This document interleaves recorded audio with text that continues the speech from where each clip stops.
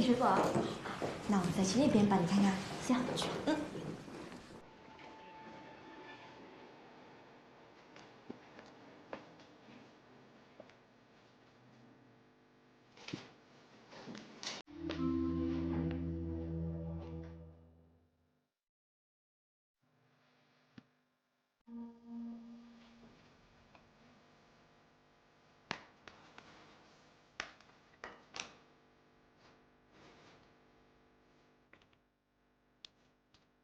奶奶，说穿这个子点。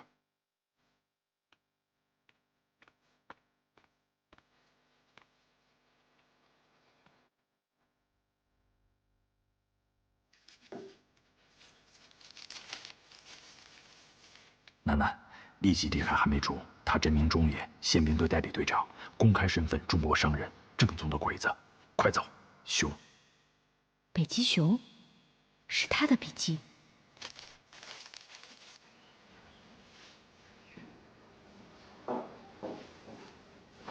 有急事，快走！啊，目的达到了就不要多待了。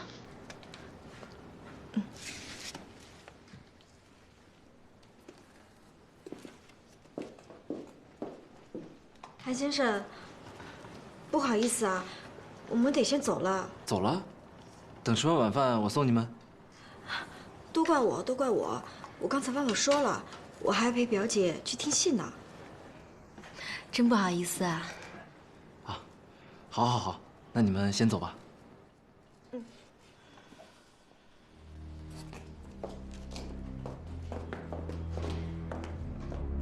正好还有时间，今天无论如何要见杨师傅一面。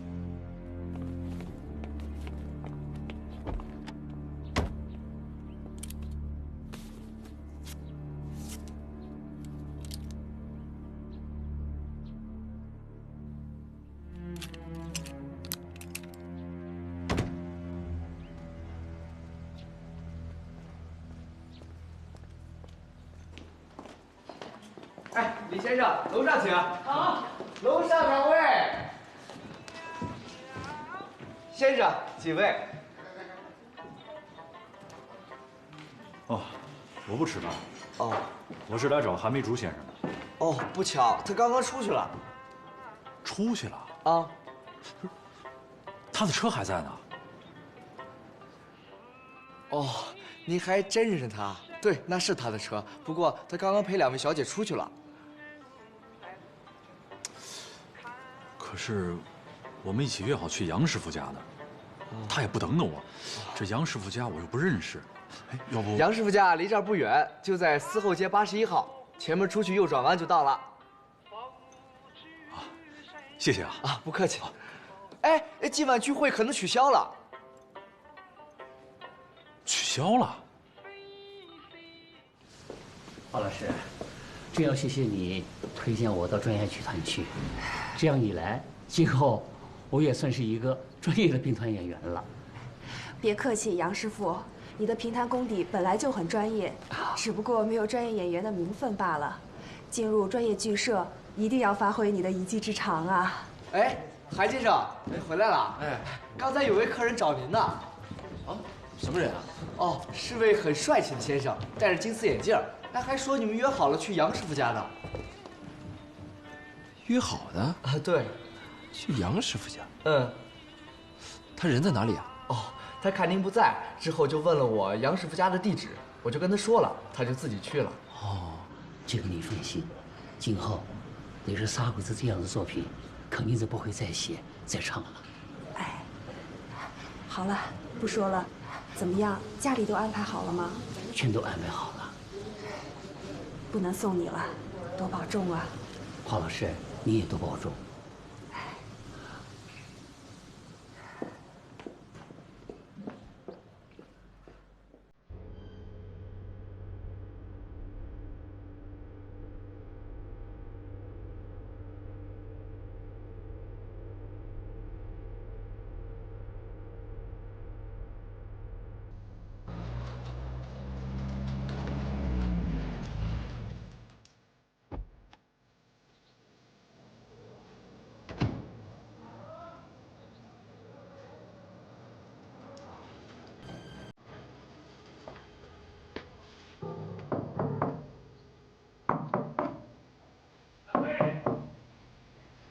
是杨师傅家吗？是的，来喽。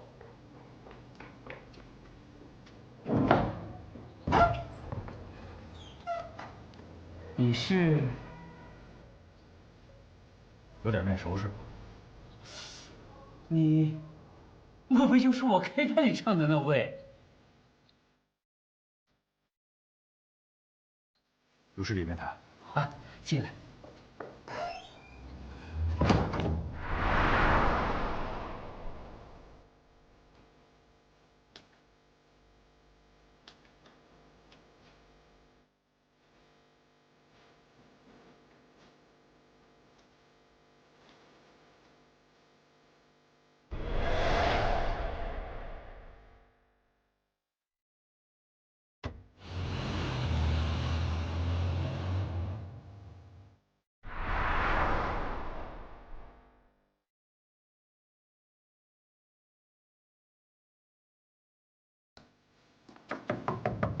有人吗？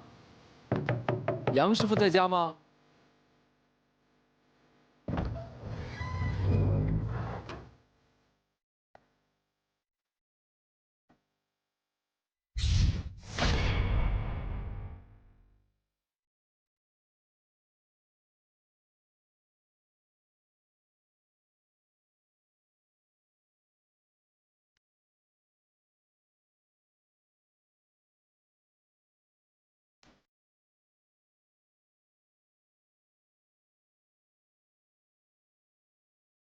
这是杀人灭口。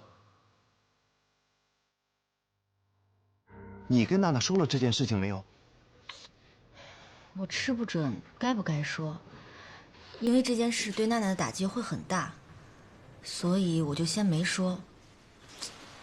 我想，我还是先回来跟你汇报，等组织上做决定吧。组织上？你说他是为了谈恋爱吧？啊？可是娜娜的本意是冲着情报去的，你说纯粹为了情报吧？这个娜娜，她对他芳心已动。当初可是你答应让他跟中野这小鬼子接触的，我是持反对意见的。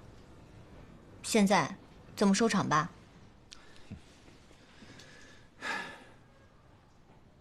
不好，池北基还是有危险。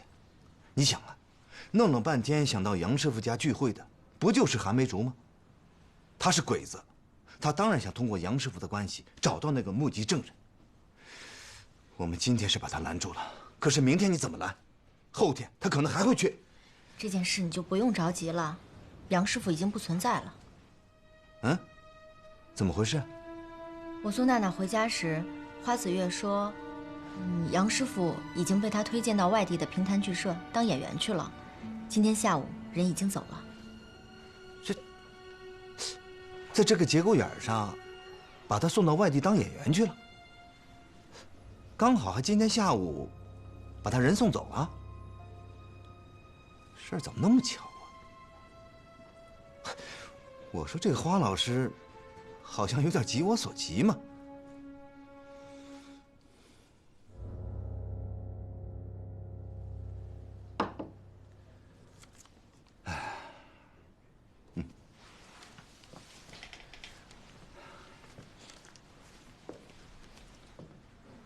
要说啊，还是小池。他为我们送来有价值的情报，这已经是第2次了。这还不包括他用双面绣向你示警，避免你被特务跟踪，更不用说他为了掩护你，冒着生命危险干掉2个鬼子的特工，并且因此遭到鬼子的暗中调查，差点酿成大祸。嗨，这有什么呀？都是他该干的。咦，你别假装不以为然，其实我知道，你这心里边，美着呢。不过值得美。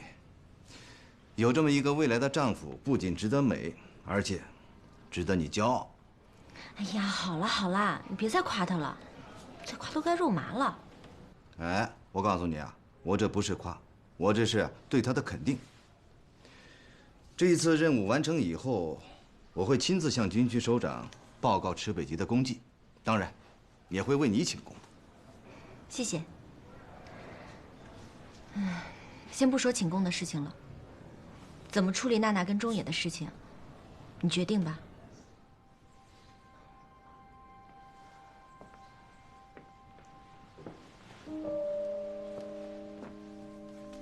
为尽最大限度的获取情报，就维持现在的这个状态。因为我们现在是在暗处，中野他是在明处，这暗处的不怕明处的，你懂我的意思吗？我懂。中野并不知道我们知道他是鬼子，更不知道我们的身份，所以我们不用过度紧张，只要保持适当的警惕就可以了。对，这样做的话，对娜娜有好处。你想啊，如果我们把这些真相都告诉她，那她以后这个心里边就会有障碍和挥之不去的阴影。再和这个中野接触的话，就显得极其不自然，而我们还需要她跟中野继续接触。有道理。我们刚得知韩梅竹是鬼子那一瞬间，光想到这实在是太危险了，却没有冷静地分析一下现状。其实，韩梅竹对娜娜并没有构成任何危险，从他俩认识以来一直都没有。相反，他还曾经帮助过娜娜，也就是帮助过我们。关于那份兵力部署图，要不是中野警告娜娜绝对不能走水路，那咱们可是要吃大亏了。是。现在反过来再看这些事情，天哪，扫帚，他这是在泄密呀！他是宪兵队的代理队长，他竟然把他绝对不能泄露的绝密情报通通告诉娜娜，这是为什么？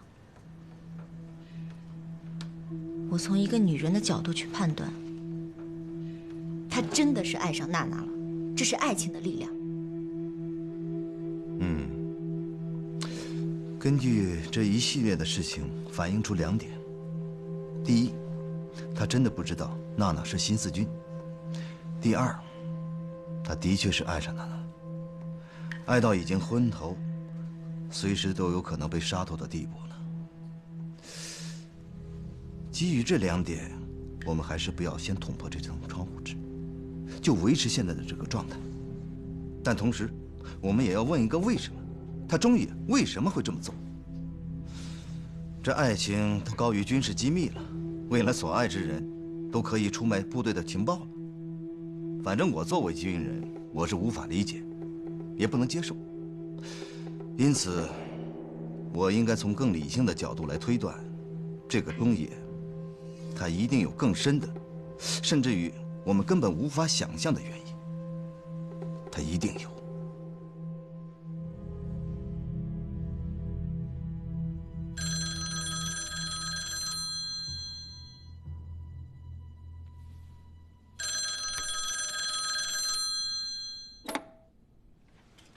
喂，我是云子，有事快说。南枣科长啊，大事不好了，有共军来劫船了。来了多少人？我不知道。来了多少人你不知道？抓了几个？我影都没见着。你个白痴啊！没错，一点错都没有。中野队长也是这么叫我的。现在船停在什么地方？船呀，你说影我都没见着。哦，不过那个拴船的绳子还在码头上呢，倒是。反正船是不见了，不翼而飞了，无影无踪了。不信你来看看吧。你个混蛋白痴，你就等死吧你！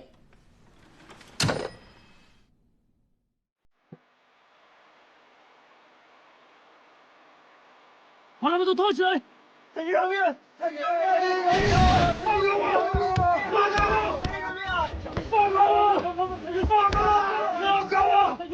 放开我！杨队，快点，老妹。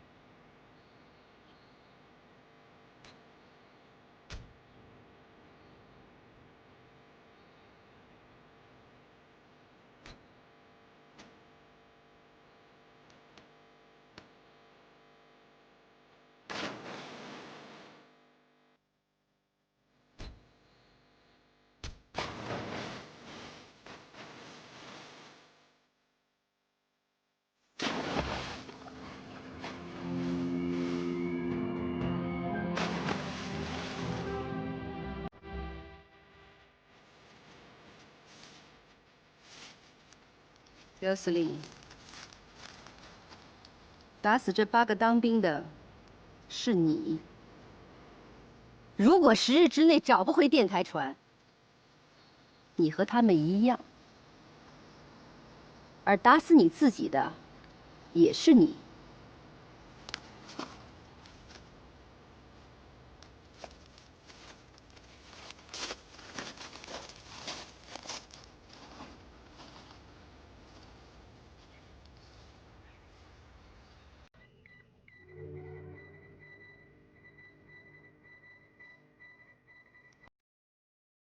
今夕共军电台船一夜之间不翼而飞，堪忧。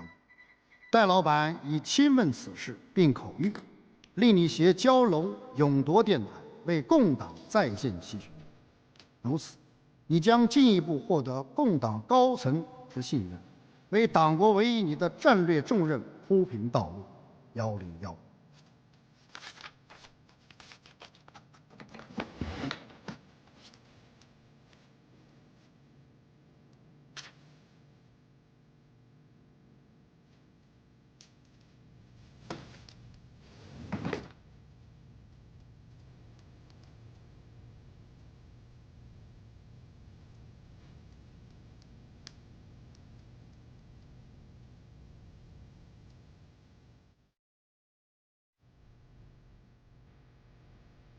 给王德才发报，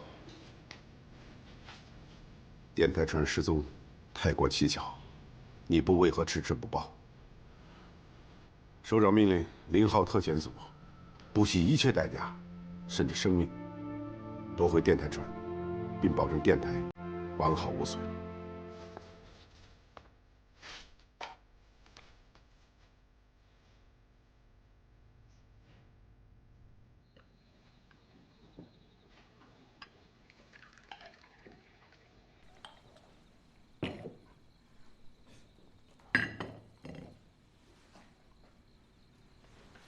谁让你跟袁和平说电台船失踪的？我没给袁部长发过电报，这是他主动发过来的。主动发的啊？他远在根据地呢，难道在无锡的消息比我还灵通吗？哎呦，你到迎宾楼的大堂吃一顿午饭，什么电台船失踪啊、勇闯许树关这些事情就都知道了。人家袁部长那是搞情报的，什么事情不知道啊？行了行了行了，你知道什么情况？啊？不知道不要就乱说。什么电台船失踪了，是什么踪啊？我告诉你们，他在谁的手里，我要不知道，我能像现在这么淡定吗？哟，油儿，快，你快摸摸他，看他脑袋有没有烧坏了，要不要请你父亲过来给他开个药？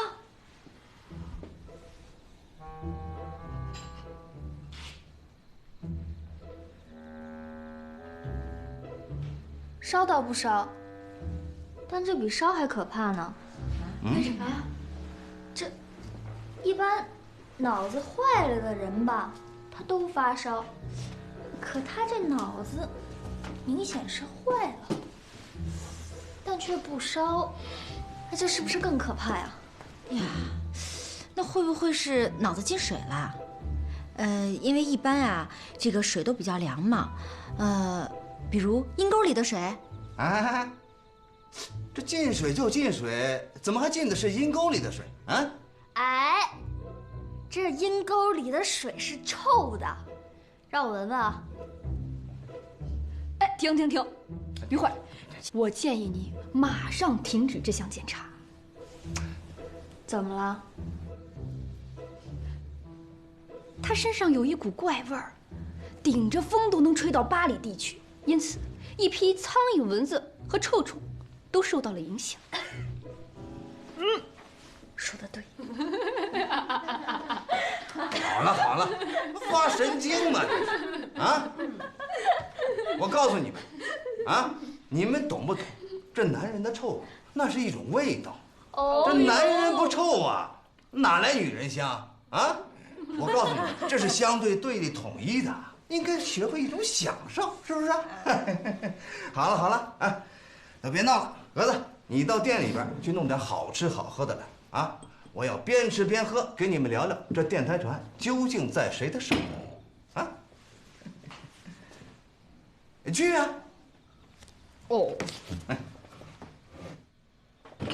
哎，多弄点来啊！想让我帮你们夺回来，是不是？愿意吗？我听上官的，你让上官秦来请我，愿不愿意我都会来。啊，理解理解。哎，行，到时候呢，我就敲这个边鼓啊，让上官牌发动机主动的安装到你这台战车上。那就这么说定了。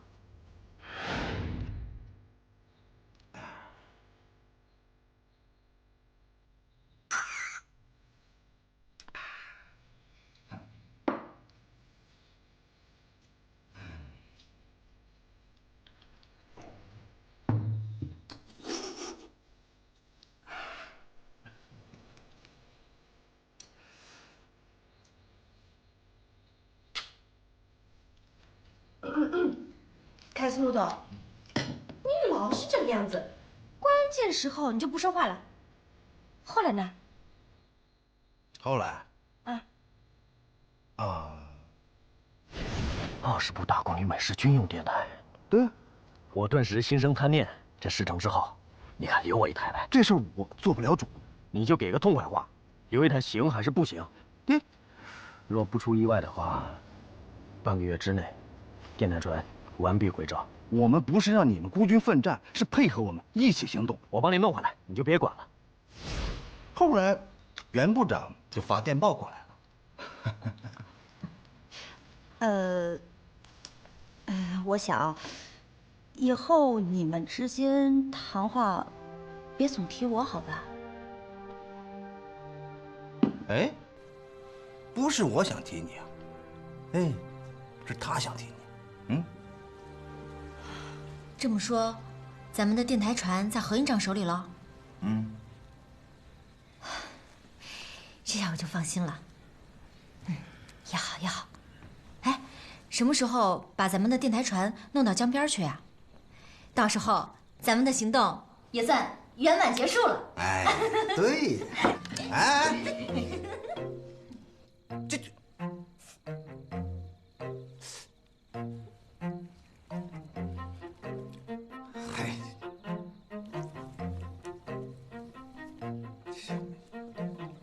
就知道吃，嗨，是吧？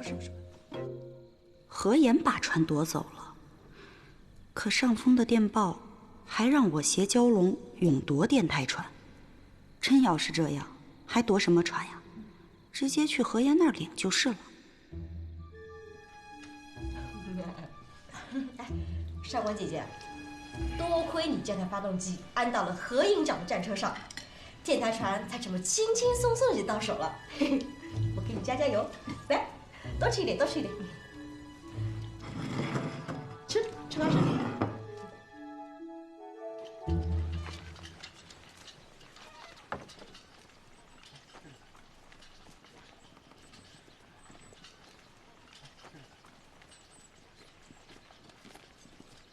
营长。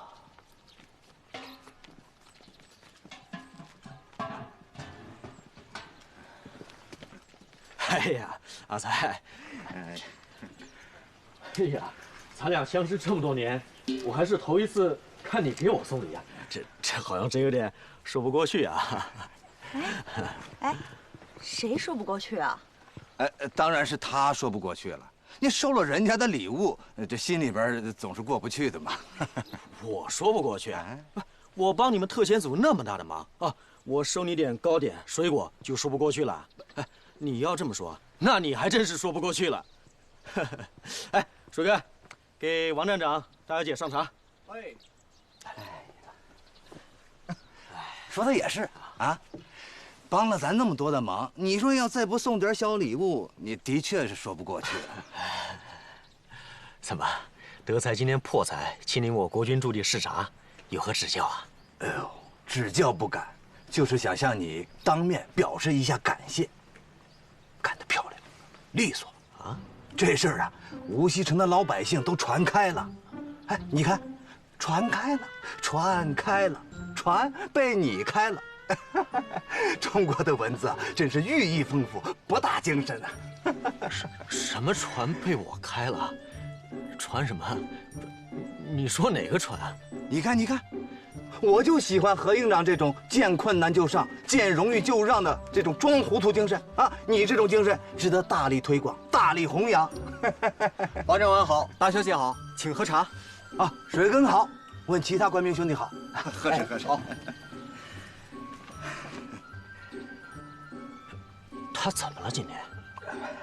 他找你要船来了。哦，你说船呐？对，电台船啊。对，你看一点就透。嗨，阿才，这电台船不是被你们夺走了吗？对呀，被你们夺走了，所以我们要船来了嘛。喂，阿才，这中国文字语言寓意再丰富，那也丰富不到你连人称代词都分不清吧？我说你们被你们夺走了，是你们新四军特遣组，明白了吧？嗨，我说何言，你别真装糊涂啊！我们什么时候夺船了？我们要是夺了船，我还给你买点心水果，我不知道自己吃啊！不是，我可没装糊涂啊，我是真没夺船啊。前几天我刚听说这事的时候，我就想肯定是你们动手了。我想想呢，这不是用不着我出兵，用不着我帮忙，不也把船弄走了吗？可是你看，何营长，咱不开玩笑了，行吗？哎，这样，如果这船电台你真看中了其中的哪一台，我就算是违反纪律，给你，我顶多因为擅自处置军用物资，受个处分罢了，大不了我不立功了，算我这趟白干了。但是如果这一船电台都给你密系了，老弟呀，我那是要掉脑袋的。我虽然没有跟部队首长立下军令状，可是这次行动，首长可是给我下了死命令了。现在那4船军火啊，总算是回去了，我这个脑袋还在脖子上安居。但如果这船电台现在就这么没了，那我这脑袋当场就会被给拆迁了。现在就这么个形势，你懂的。阿才，你眼下真没必要这么深沉地跟我说这些。第一，我真没有夺这个船；第二，这个船有那么好夺吗？啊，这样，为了避免不必要的误会，就算我言而无信，我收回我的承诺。电台船，你们特遣组自己想办法吧，我不沾你们的边，行不行？许书官，我帮你们打了，我看在上官秦岚的面也好，我看在你老乡的面也行，啊，往后啊这些事儿我还不管了。你等等，一帮小娘鱼啊，搞侦察，打策应还行，主攻永远是男人的事情，这话谁说的？我说的，是我说的，可还没等我主攻呢，船已经被你们夺走了呀。小花毛，你现在说瞎话，不用打草稿了是吗？我夺船，我拿什么夺船呀？带着一帮小娘鱼吗？你那天对这船电台垂涎3尺啊，你忘了，我没忘。就因为那天他问我要一台电台，我没答应他，他现在把整船电台夺回来了，你就不承认了是吧？王德才，你别侮辱人！老子真差你那部电台啊！啊，老子是国军，装备精良，弹药充足，我至于为你这一部电台去夺整船电台，最后还死不认账吗？你跟谁老子的啊？你再说一个，老子我听听。说，既然你们国军装备优良，那是谁那天跟我说事成之后要一部电台的？是你吧？我冤枉你了吗？整个电台船的事情，就你跟小鬼子知道的最清楚，啊！现在在小鬼子和伪军的眼皮底下不翼而飞了。除了你们独立营，还有谁有这个能力把他给弄走啊？哎，王长官，你怎么骂人啊？你出去，没你的事。算了，王德才，你胡搅蛮缠的本事啊，我自愧不如啊！现在在我独立营的驻地上，我主你客。我要是跟你打斗相骂，那是我欺负你。哼！水根，送客。送什么客？谁是客呀？我是船主啊！你把船给盗了，我现在问你，要船来了，要船。好，那你就去搜，你到我整个独林营的水面上去搜。你要是搜出来，我何言今天当场死在你的面前。王德才，这个忘恩负义、翻脸不认人的白眼狼，我他妈以后要是再跟你合作、为你卖命的话，我他妈就是你孙子！水根，带他去搜，去方圆5公里，不10公里，只要他愿意，把整个太湖都给他搜一遍。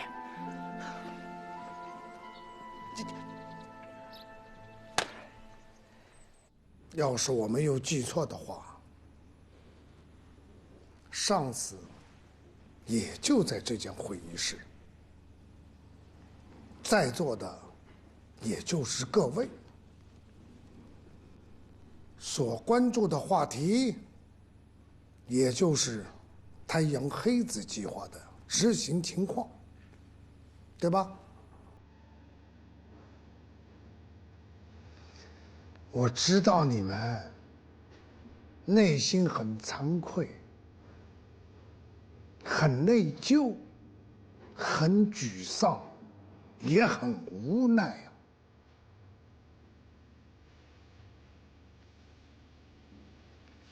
这些个我都能理解。曲树关，你们败给了几个小女子，你们当地人是怎么称呼来着？报告太君，当地人称小娘语。对，就是共军的几个小娘语。由于你们的疏忽，他们在太湖里边掀起了大浪，太不应该了吧？我们号称大日本帝国的皇军，却让几条小娘语拱翻了船，嘿嘿，什么原因呢？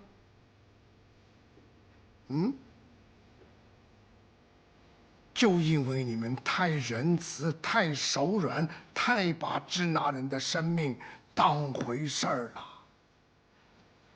正是你们的容忍和宽容，导致共党的猖獗和肆无忌惮。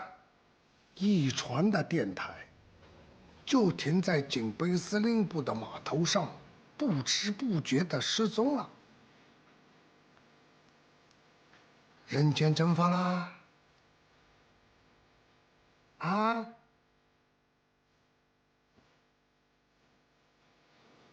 你们谁来给我解释一下？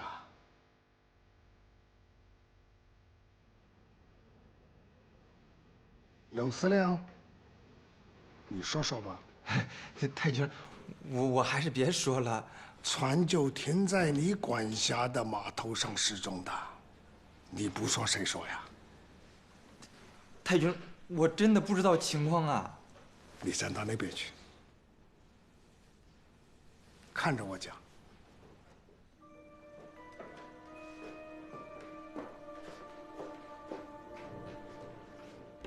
300司令，说吧。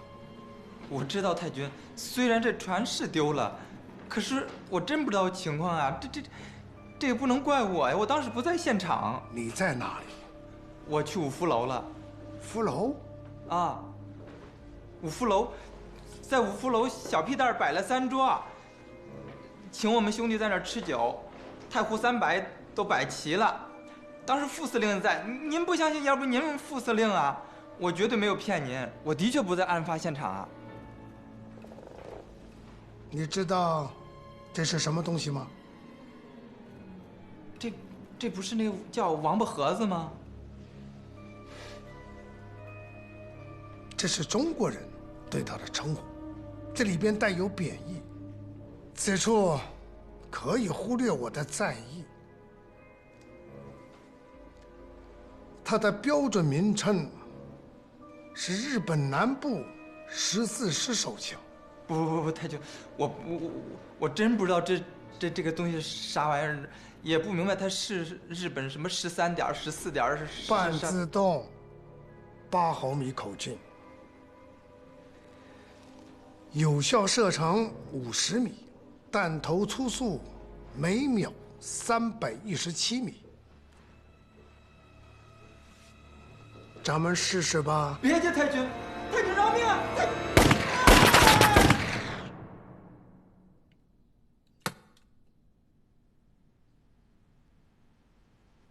不好意思啊，南诏云泽，宣布吧。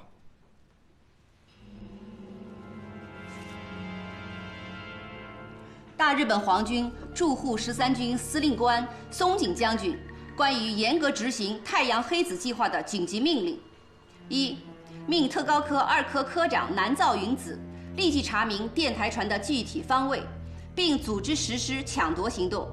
此令限15日内完成，否则撤销其2科科长职务。二，命宪兵队代理队长中野三贤继续民间情报搜集，15日内必须搜集有效情报5件，令担任抢夺电台船的主攻任务务必全胜，否则撤销其宪兵队代理队长职务，开除军籍。三，命特高科2科特别科员莲花3日内提供共党地方组织的相关成员名单1份，并对其中涉嫌参与夺船的人员实施抓捕，否则以不思悔改、继续协助共党从事抗日活动之罪名将其逮捕。四，警备司令部司令刘三白。刘三白，哎，太君，三白在这儿呢。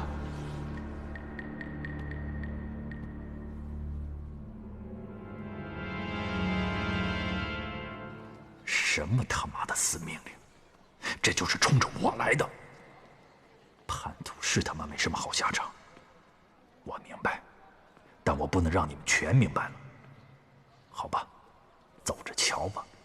我的计划我实施，这完全是让你们逼的。中野小军，别怪我心狠手辣，就是你始终与我过不去，从骨子里瞧不起我这个叛徒。那好，这次就让你尝尝叛徒的厉害吧。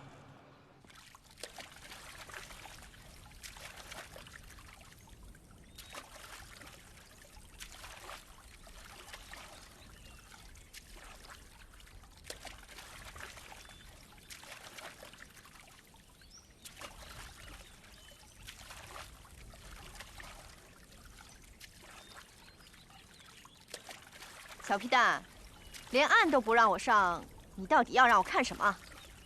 二奶奶，别急，马上就让你开眼界。二奶奶，你往前看。船？什么船？你把它藏在这儿？二奶奶别急，到了船上你就知道了。弟兄们，来，快进来！兄弟们，阿阳我回来了。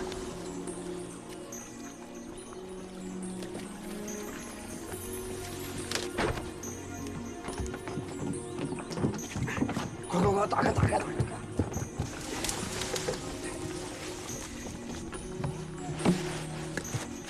来，看。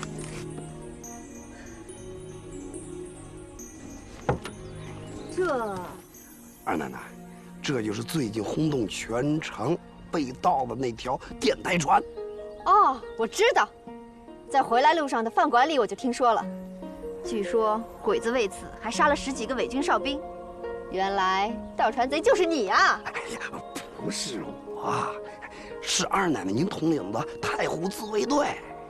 二奶奶，这回咱们可发财了，这可是美式军用电台，一台值8根金条，你算算多少钱？好，屁蛋参谋长，你为咱太湖自卫队立了头功，我定重重犒赏。谢二奶奶，起来吧，走，回家庆功去。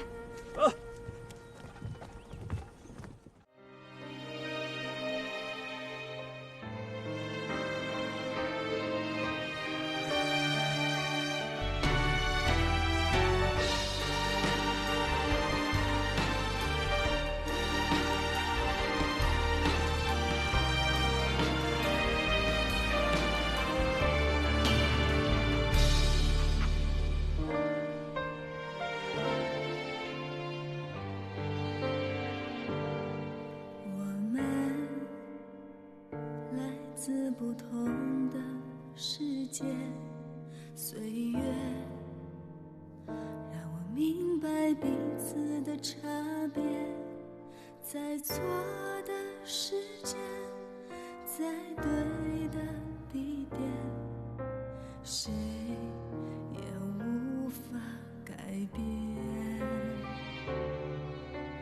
风没听到我在哭泣，雨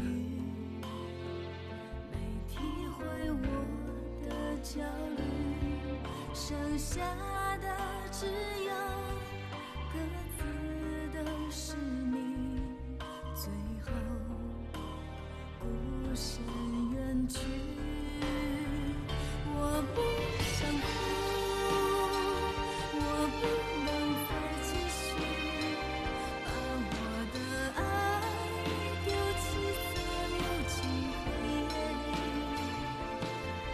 让挚爱摇曳，看花儿凋零，似锦流年，弹指逝去。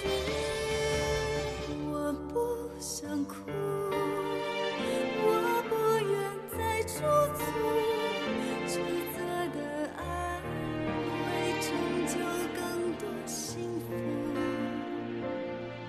我会坚强，我会领悟，离去是美丽人生最完美